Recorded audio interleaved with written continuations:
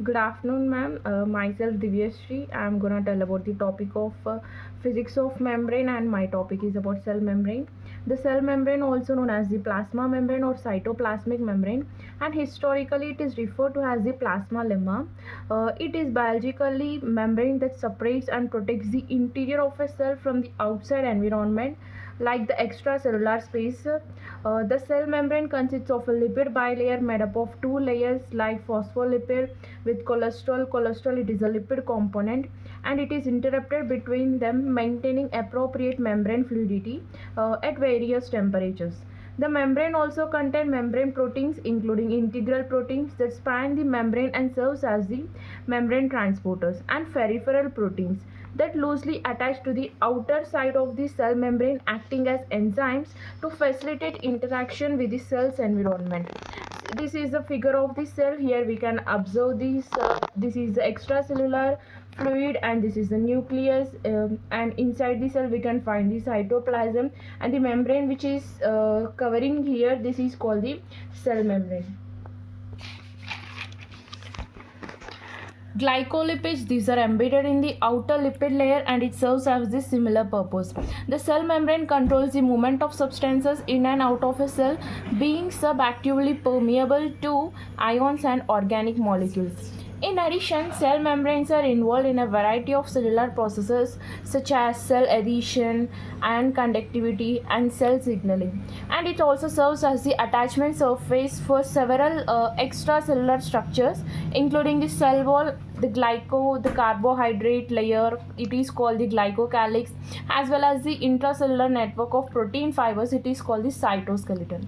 And the cell membrane surrounds the cytoplasm of living cells, physically separating the intracellular components from the extracellular environment.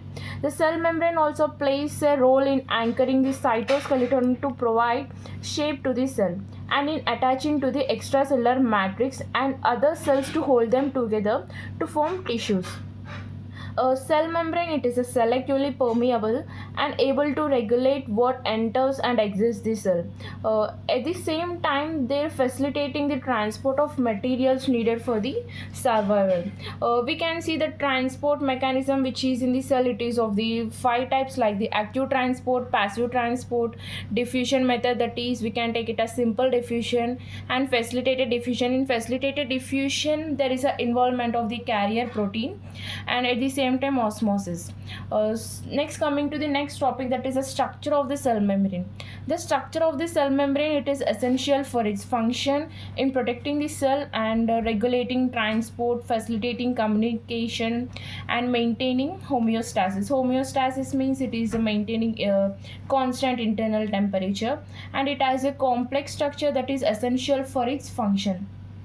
And for this cell membrane, there are some of the scientists, and they discovered some of the models for the structure of the cell membrane.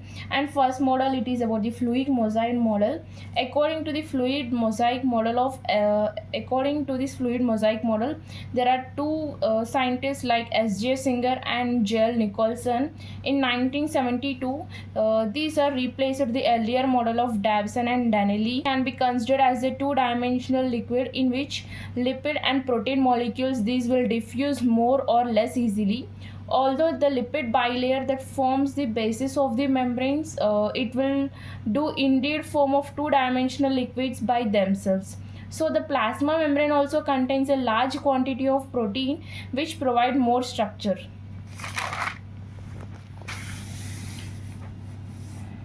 and and next, it is the lipid bilayer. Here we can see the structure of the cell membrane, and this is the layer which is called the glycolipid, and here we can find the oligosaccharides. At the same time, this which is there, it is called the alpha chain. It has the phospholipid, and this is called the globular protein, and it has the cholesterol part, and it has the hydrophobic and hydrophilic also. And here we can see it is the arrangement of amphiphilic lipid molecules to form a lipid bilayer. And See, lipid bilayer form through the process of self-assembly. The cell membrane consists primarily of a thin layer of amphipathic phospholipids, like fundamental building blocks of the membrane. Hydrophilic head, it is attracted to water, facing outward towards the extracellular fluid and inwards towards the cytoplasm. Hydrophobic tails, two fatty acids chains that repel water facing inward and repeating a barrier to most water soluble substances. And arrangement of this lipid bilayer, these are phospholipids, these are arranged in a bilayer within a hydrophilic heads on the outside and hydrophobic tails in the center. This complex interaction can include covalent, non-covalent interactions such as van der Waals, electrostatic, and the hydrogen bonds. That is, next is the proteins. Integral proteins, it is span the entire membrane and can form the channels or transport proteins that will facilitate the movement of substances across this membrane. And peripheral proteins we can find here, and these are located in the inner or outer surface of the membrane, and these are often attached to the integral proteins or the phospholipids which are present in the membrane. And there is will be a cholesterol pot in the structure of the cell membrane. These are lipid bilayer, and cholesterol molecules helps to stabilize the membrane and from becoming too rigid at low temperatures and too fluid at high temperatures. And this cholesterol at the same time maintains structural integrity.